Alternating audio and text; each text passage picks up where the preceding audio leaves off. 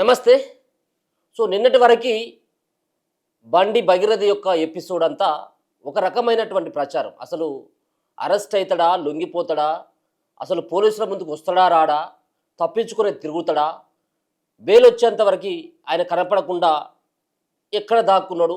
ఏమైపోయింది అన్నటువంటి దానిపైన ఒక డిస్కషన్ నడిస్తే ఈరోజు ఏం నడుస్తూ ఉన్నదంటే చాలా రకాలైనటువంటి ప్రచారం. సరే, తప్పు చేసిండు, దాంట్లో భాగంగా ఎవరైనప్పటికీ కూడా శిక్ష పడాల్సిందే. దాన్ని మనం ఎవరు అవునన్నా కాదన్నా కానీ ఎంత పెద్ద స్థాయిలో ఉన్నప్పటికీ, ఏ మంత్రి కొడుకైనప్పటికీ లాస్ట్కి ముఖ్యమంత్రి కొడుకైనప్పటికీ ముఖ్యమంత్రి అయినా కానీ శిక్ష పడాల్సిందే.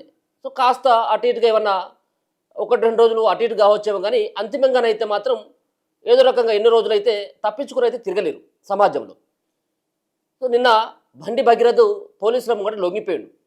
14 రోజుల పాటు కస్టడీకి 14 రోజుల పాటు ఆయనను రిమాండ్కు తరలించడం జరిగింది.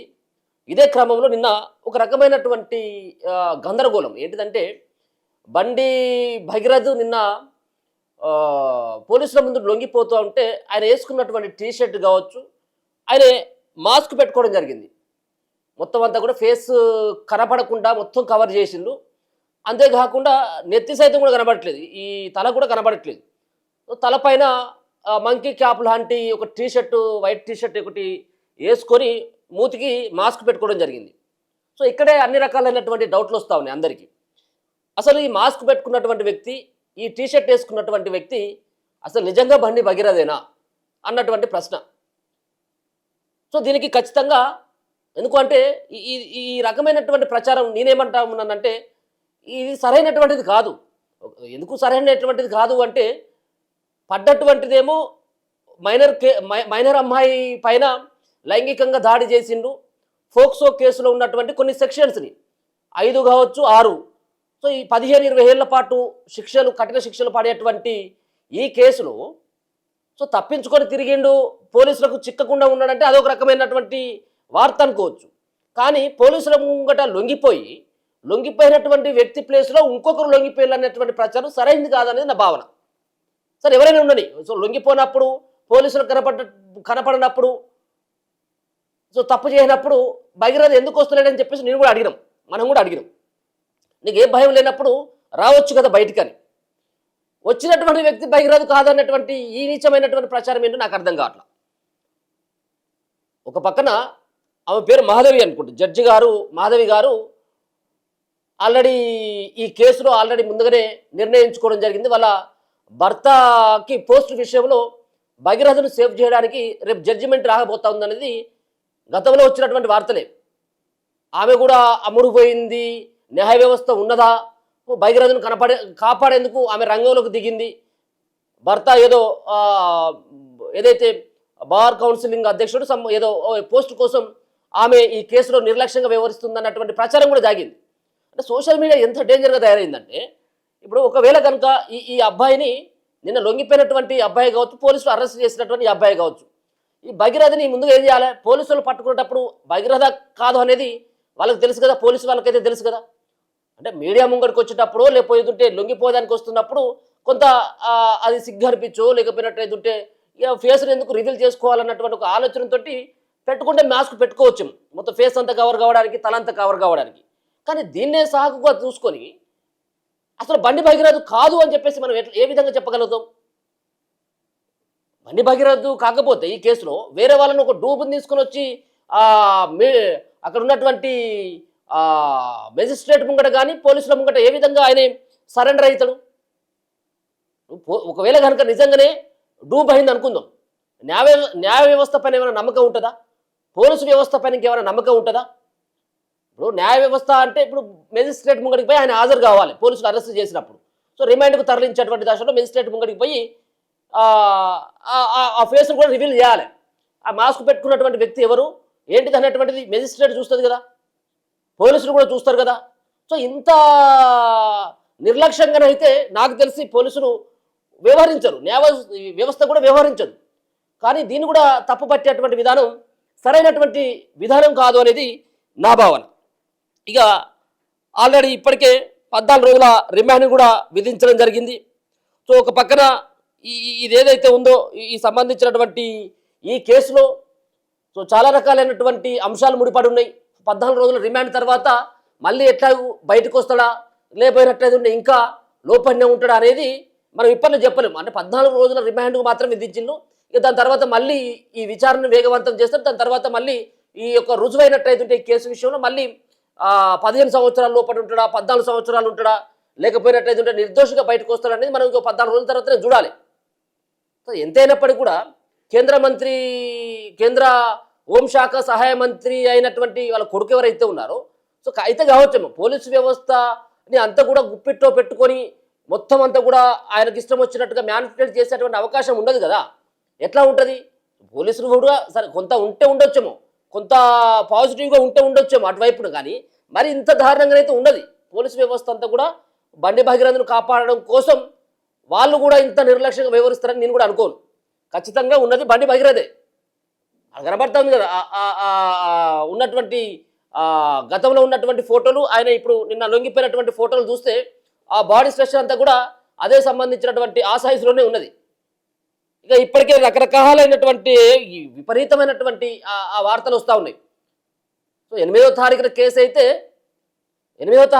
అయితే నిన్నటి వరకు నిన్న రాత్రి పోలీసుల ముంగడికి పోయి ఆయన సరెండర్ కావడం జరిగింది.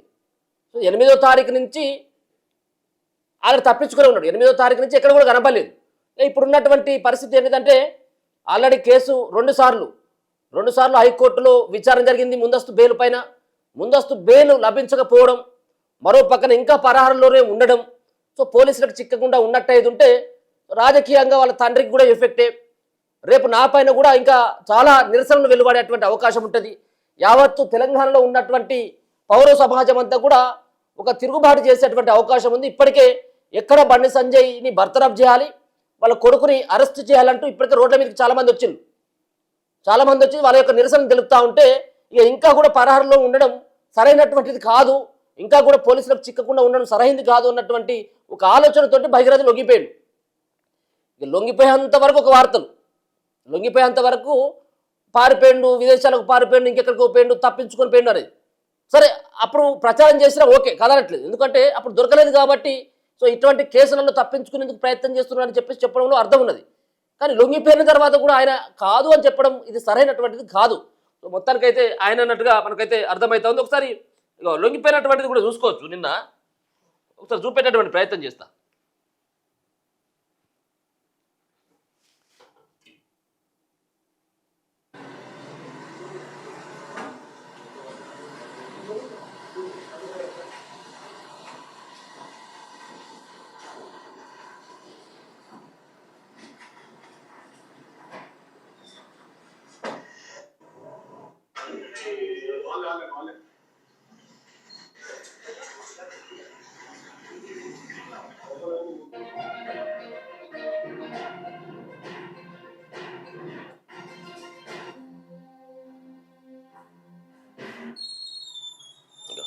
అదే టీషర్ట్ వేసుకున్నాడు అండ్ మాస్క్ కూడా పెట్టుకున్నటువంటి ఈ వ్యక్తే బండి భగీరథ్.